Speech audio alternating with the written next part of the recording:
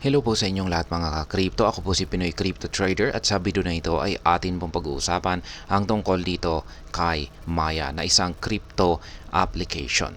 At marami pong mga Pinoy ang gumagamit nito. Yun nga lang at nitong mga nakalipas na araw ay nagkaroon po siya ng problema kung saan ay nag-offline po siya at maging dito sa aking YouTube channel na ito ay marami po akong nababasang comment yan na nagrereklamo kung nagrereklamo sa sitwasyon nitong si Maya. Yan. Kaya yan po, meron pong balita rito si Bitpinas at yan po ang ating pag-uusapan ngayon dito. Pero bago po tayo magpatuloy ay nais ko lamang po munang bigyang linaw ang aking disclaimer kung saan ang nilalaman po ng video na ito ay hindi po ito isang financial advice. For education and information purposes lamang po ang layunin nito. Maliban po dito ay nais ko na rin pong magbigay babala na wala pong kahit anumang group chat ang Pinoy Crypto Trader. Ayan. At ang sabi ni Bitpinas tungkol dito ay nakabalik naman po sa pagiging online itong si Paymaya nitong mga nakalipas na araw pagkatapos po niyang mag-undergo or sumailalim sa maintenance mode simula pa nung mga nakalipas na araw ng linggo. Kaya ayan, meron pong kinumpile dito ang Bitpinas sa mga kaganapan na ito. Noong sa mga araw kung saan ito ay naka-online, yung mga users daw ay nung nakabalik po ng online or operation itong si Maya ay yung mga users ay naglabas po ng report na sila ay pwedeng makabili ng mga cryptocurrencies, ngunit hindi po sila makapagbenta or makapag-transfer ng kanilang cryptocurrencies. Yan po yung issue.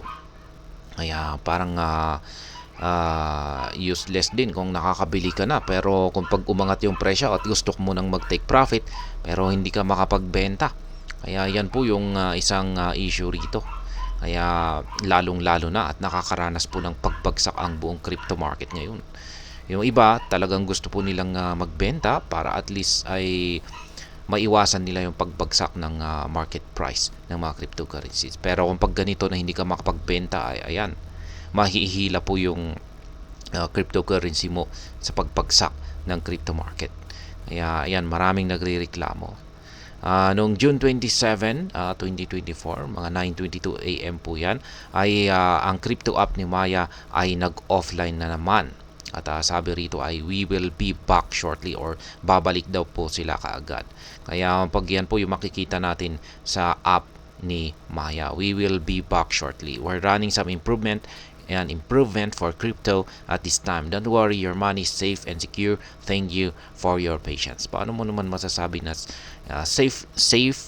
Nandyan yung cryptocurrency at saka secure sa kanilang application pero yung risk po rito ay gaya ng sinabi ko kanina ay bearish po ang crypto market ngayon at syempre meron mga traders or investors diyan na gustong magbenta muna para ma-convert sa stable coin yung kanilang mga crypto asset para hindi po sila maapektuhan sa nararanasang pagbagsak ng crypto market ngayon.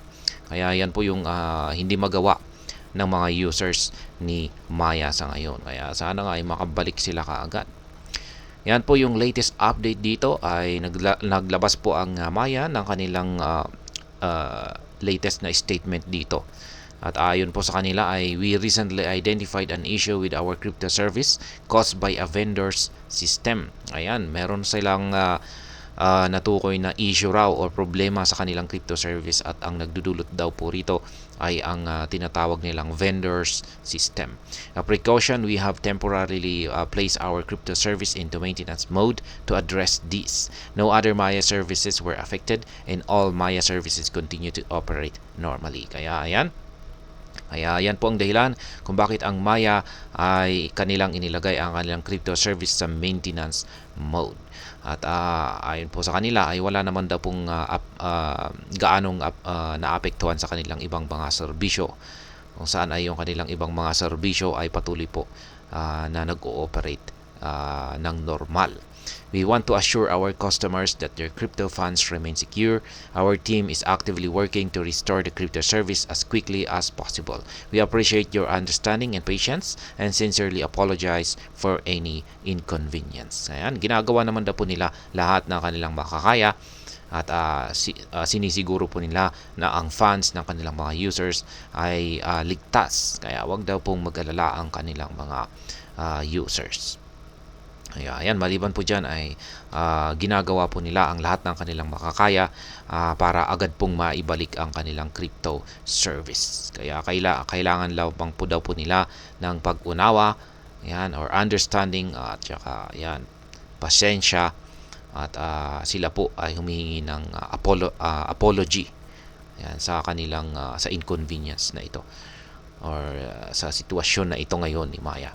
Ngayon ay patuloy po na minomonitor ni Bitpinas ang kalagayan na ito at yan, sana nga ay makabalik na kaagad itong si Paymaya sapagkat marami po talagang gumagamit na mga Pinoy dito.